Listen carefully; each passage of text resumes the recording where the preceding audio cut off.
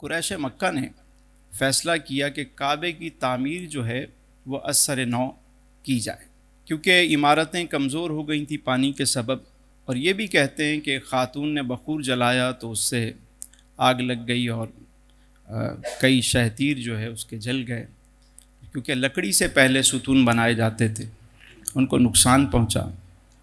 تو یہ طے پایا گیا کہ تعمیر نو کی جائے، مگر ڈر یہ تھا کہ کعبے کو اگر گرا کر دوبارہ بناتے ہیں تو یہ اللہ کا گھر ہے، ابرہہ بھی آیا تھا اس کو ڈھانے کے لیے، تو اللہ تعالیٰ نے ابابیل کے ذریعے اس کو ہلاک کر دیا۔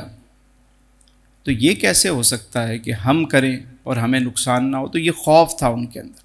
پھر کسی نے کہا کہ ہم تو چونکہ تعمیر نو کرنے جا رہے ہیں اور ہماری نیت اچھی ہے، بیت اللہ شریف کی کئی مرتبہ تعمیر ہوئی، سب سے پہلے سیدنا ابراہیم علیہ السلام نے تعمیر کی، اور آج بھی اسی کے عین اوپر جو ہے وہ بیت المعمور ہے جو فرشتوں کا قبلہ ہے۔ حضرت ابراہیم علیہ السلام نے جب اس کی تعمیر کی تو سیدنا اسماعیل علیہ السلام بھی ہمراہ ہیں، اور مختلف پتھر لائے گئے، تعمیر جاری رہی۔ حضرت ابراہیم علیہ السلام ایک پتھر پر کھڑے ہو کر تعمیر کرتے تھے، قدرت خدا کی دیکھیے کہ وہ پتھر جو ہے وہ ایلیویٹر کا کام کرتا تھا، یعنی جب آپ اوپر جانا چاہتے تو وہ تھوڑا سا بلند ہو جاتا، آپ نیچے آنا چاہتے، یہاں تک کہ آپ کے قدموں کے نشان اس پر آ گئے، اور آج بھی وہ بیت اللہ کے ساتھ نصب ہے جسے مقام ابراہیم کہتے ہیں۔ اب جب ابراہیم علیہ السلام نے تعمیر مکمل کی تو آخر میں ایک جگہ رہ گئی، ایک مخصوص قسم کا پتھر چاہیے تھا، اس سائز کا، کونے پہ ایک جگہ باقی تھی۔ تو آپ نے اسماعیل علیہ السلام سے فرمایا کہ جاؤ اس سائز کا پتھر ڈھونڈ کے لاؤ۔ وہ گئے، ان کو کافی دیر ہو گئی، واپس آئے تو کیا دیکھتے ہیں کہ پتھر جو ہے دیوار میں نصب ہے، ایک سفید رنگ کا پتھر نصب ہے۔ حیران ہوئے، کہا ابا جان یہ پتھر کہاں سے آیا؟ تو سیدنا ابراہیم علیہ السلام نے فرمایا کہ یہ جبریل امین لے کر آئے، اور یہ جنتی پتھر ہے، وہ حجر اسود جو کہ پہلے سفید تھا دودھ کی طرح، بعد میں انسانوں کے اعمال کی وجہ سے وہ سیاہ ہو گیا، اس لیے اسے حجر اسود کہا جاتا ہے، اور یہ نصب ہے۔ یہ بات قریش مکہ کو بھی پتہ تھی کہ یہ بڑا مقدس پتھر ہے۔ اب تعمیر کے حوالے سے یہ طے پایا کہ ہم کعبے کو تعمیر تو کریں گے، لیکن ہم حلال کی کمائی سے کعبے کی تعمیر کریں گے، یعنی حرام کی ایک پائی بھی ہم استعمال نہیں کریں گے۔ یہ آپس میں فیصلہ کیا گیا، یعنی کوئی سود کا مال، کوئی جوئے کا مال، کوئی ایسی کمائی اس پاک گھر کی تعمیر میں استعمال نہیں ہوگی۔ اب دیکھیے اس دور میں بھی، جسے ہم دور جاہلیت کہتے ہیں، اتنا شعور ضرور تھا کہ اللہ کے گھر کو، خانہ خدا کو تعمیر کرنا ہے تو حلال اور طیب مال سے کرنا ہے۔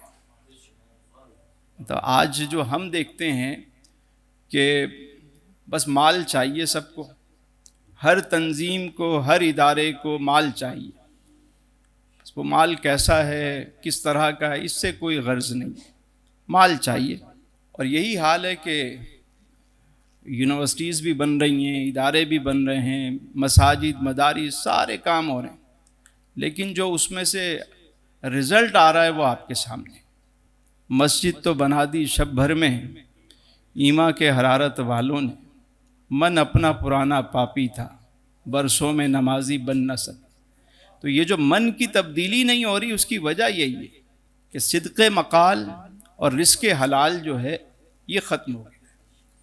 بہر طور یہ طے پایا کہ حلال مال سے ہی کعبے کی تعمیر کی جائے گی۔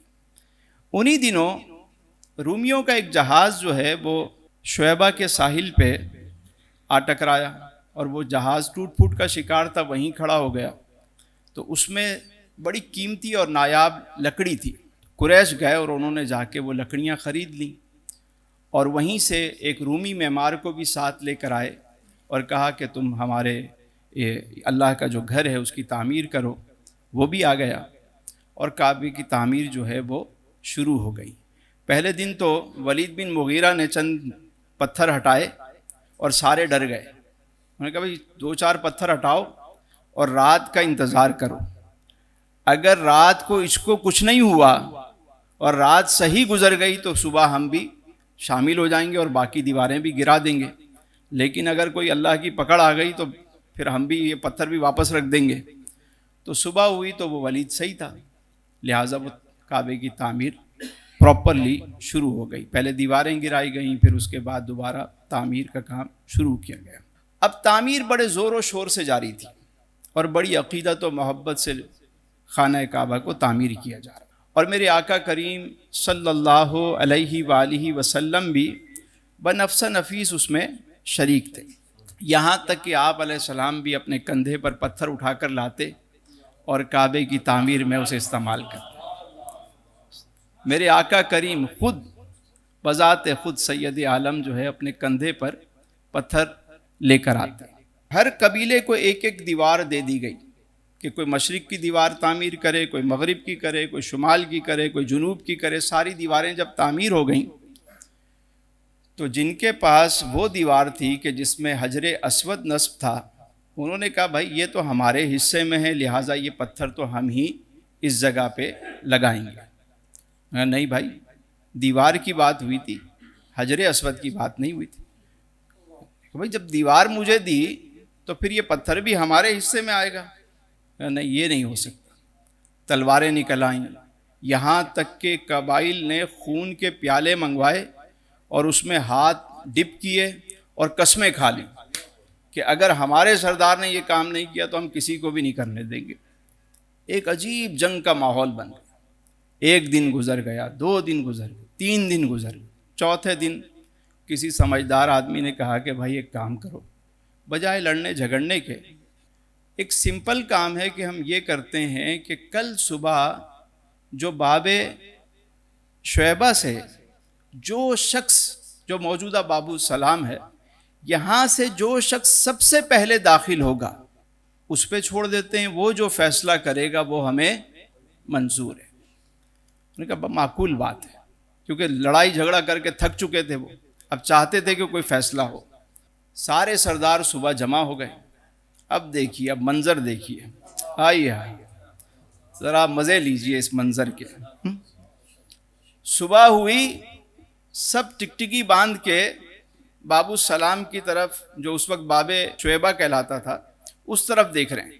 دیکھا کہ ایک ہستی جو ہے، ایک شخص اندر داخل ہوا. سب غور سے دیکھنے لگے. سب نے اور غور سے دیکھنا شروع کیا. جیسے خد و خال واضح ہوئے تو سب پکار اٹھے کہ ھذا الامین، ھذا صادق، ھذا محمد. ردینا ردینا کے نعرے لگ گئے کہ یہ تو صادق اور امین آ گئے، یہ جو فیصلہ کریں گے ہم راضی ہوں گے، ان کا فیصلہ ہمیں قبول ہے. اب دیکھیے کہ جب حضور علیہ السلام تشریف لائے تو آپ نے ان کی گفتگو سنی. انہوں نے کہا جی ہمارا یہ فیصلہ فرمائیں، آپ ہمارے منصف ہیں. اب جو بات سیکھنے کی ہے، جو میں عرض کرنے لگا تھا، وہ بات ذرا توجہ سے سنیے گا.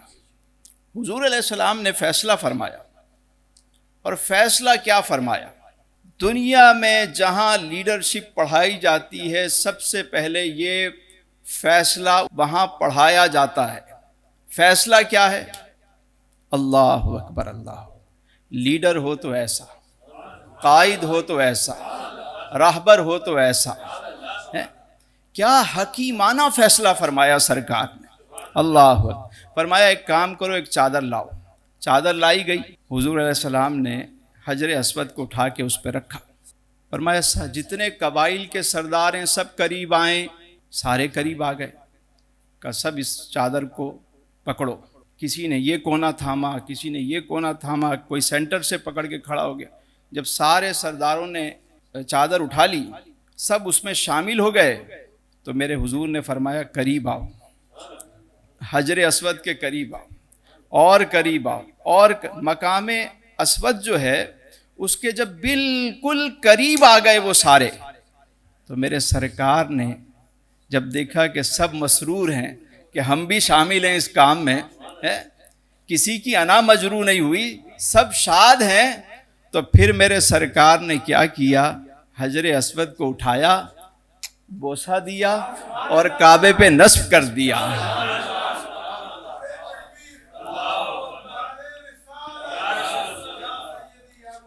اس موقع پر حفیظ جالندری نے بڑے خوبصورت اشعار لکھے، فرماتے ہیں کہ قبائل کا بہم تعمیر کعبہ کے لیے آنا، وہ سب کا سنگ اسود کے اٹھانے پر بگڑ جانا، لہو میں ہاتھ بھرنا، لڑنے مرنے کی قسم کھانا، گھٹاؤں کی طرح غصے کے طوفانوں کا ٹکرانا، وہ ہٹ وہ ضد وہ اپنوں کا سراسر غیر ہو جانا، مگر خیر الامی کا آ کے وجہ خیر ہو جانا، مگر خیر الامی کا آ کے وجہ خیر ہو جانا، وہ چادر کا بچھانا اس پہ رکھنا سنگ اسود کا، وہ چادر کا بچھانا اس پہ رکھنا سنگ اسود کا، یہ زندہ معجزہ قبل نبوت تھا محمد کا۔ اعلان نبوت سے پہلے، ابھی دیکھیے حضور نے اعلان نبوت نہیں فرمایا، صادق اور امین، یہ ہے لیڈرشپ۔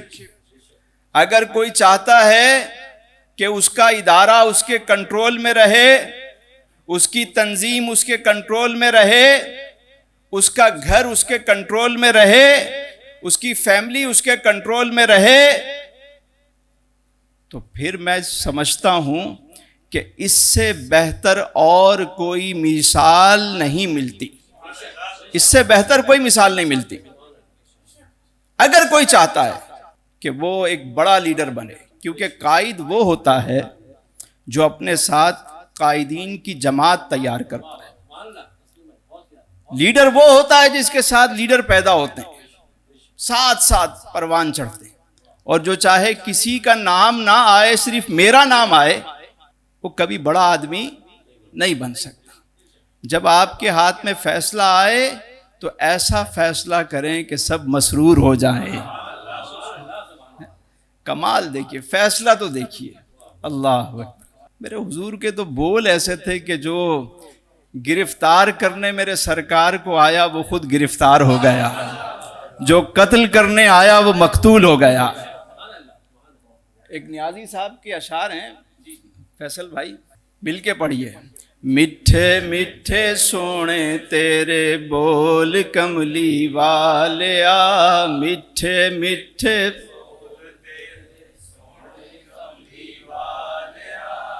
کج لیندے آسیاں دے پول کملی والیا، کج لیندے آسیاں دے پول کملی والیا، تیریاں عطاواں دا میریاں خطاواں دا، تیریاں عطاواں دا میریاں خطاواں دا، پہ گیا زمانے وچ ڈھول کملی والیا،